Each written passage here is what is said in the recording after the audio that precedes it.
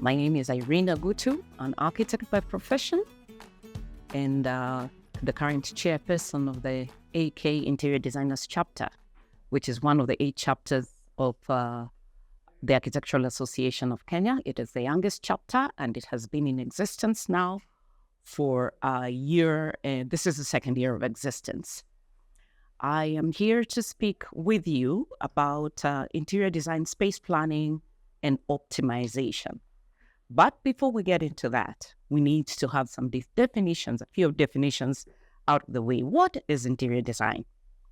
A lot of the time, interior design is associated with beauty and the finishes of a building, which indeed it is. However, in terms of exact definition, interior design is the art and science of enhancing the interior of a building to achieve a healthier and more aesthetically pleasing environment for the end users. So indeed, what comes out shocking a lot of the times is the fact that interior design has got a scientific aspect to it, because a lot of the time it is only associated with the artistic side of things, never the science of it.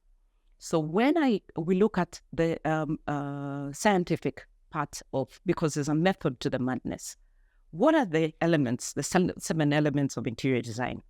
One is space, then there is line, comes forms, light, color, texture, and pattern.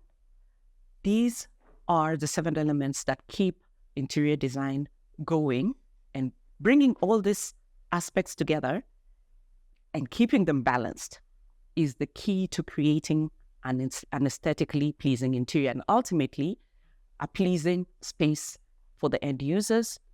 And of course, when we look at all the other aspects in terms of a healthy environment. So all these 7 aspects, space, line, forms, light, color, texture, and pattern, must be balanced for an effective interior design finish. Now, who is an interior designer? Now, an interior designer is somebody who plans, researches, coordinates, and manages such enhancement projects.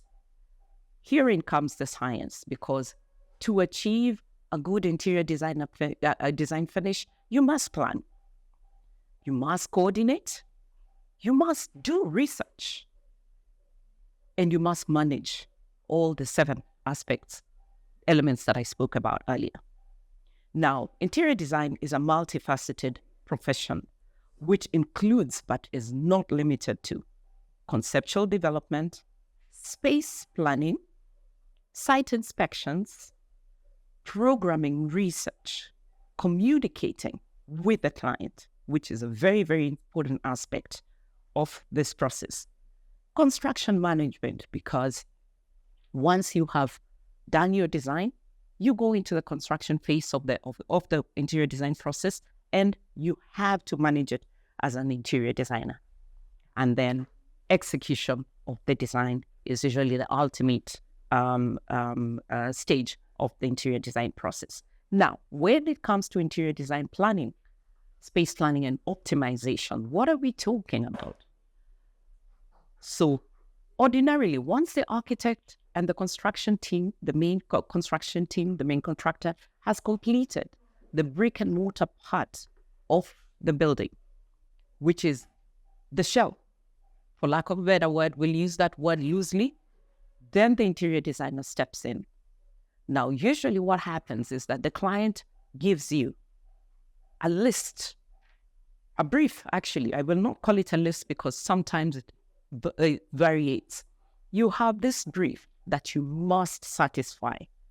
The client has got all these aspects of the use of the space that must be satisfied. And a lot of the time, the brief does not only just come from the client. As an interior designer, you will also suggest things that would need to be added to the brief in order to enhance the space. Now, the challenge then comes in.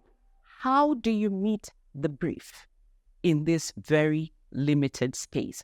I use the word limited very deliberately, because that is usually the case. You look at your brief, you look at the space available, and you find that how are you going to fit all this into this space? Now, space optimization is very, very important straight from the planning stage. You begin by looking at the brief and looking at your space, the space available to you, and you begin to plan. You begin to plan in terms of movement. Remember, one of the 7 elements is line. So once you have the space, then you go to line. How are these functions going to move from one to the other? And what kind of forms are they going to take as you move through this? Form and function. I will give an example. You have a small limited space and you need to have a reception desk. You have this very big idea of how you want this reception desk to look, but will it fit in the space available? So you need to play with the forms in your design to see which one is going to fit best within the space provided and in line to provide sufficient space, sufficient room for movement, because ultimately these spaces are used by human beings. Now, we go to, sometimes you have limited spaces and you can only enhance them by using light. How do you do that? You can allow for natural lighting. A lot of the time, the natural lighting is provided for by the shell of the building. But how then do you as an interior designer react to that? So in order to enhance your space and optimize it in the best way possible in terms of how it will look, the look and feel, the presentation of it in the end, you optimize the natural light provided, and you also optimize use of artificial lighting, because you can play with artificial lighting to create very interesting shapes and forms that would enhance the entire space. Another aspect of optimizations comes with color. Color is usually a choice that comes with a brief. Sometimes is guided by client preferences, the ultimate finish that is required, or when it comes to corporate projects, corporate colors. So then how do you use that to optimize your space? Sometimes you find that your choice of color can either make the space look bigger or smaller. So depending on what you want to achieve as a designer, you then make a choice that will give you the optimum effect that you want to achieve for that particular space and for that particular function. And then with the color also comes the texture, because this comes in when it comes to floor finishes, and we're looking at wall finishes. So do you want the space to come alive?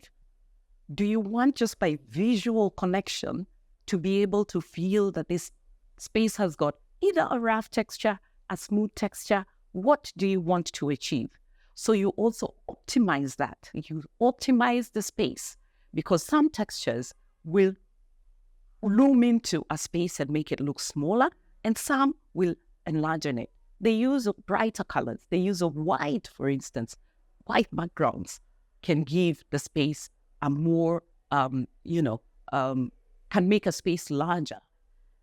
And then comes the issue of pattern.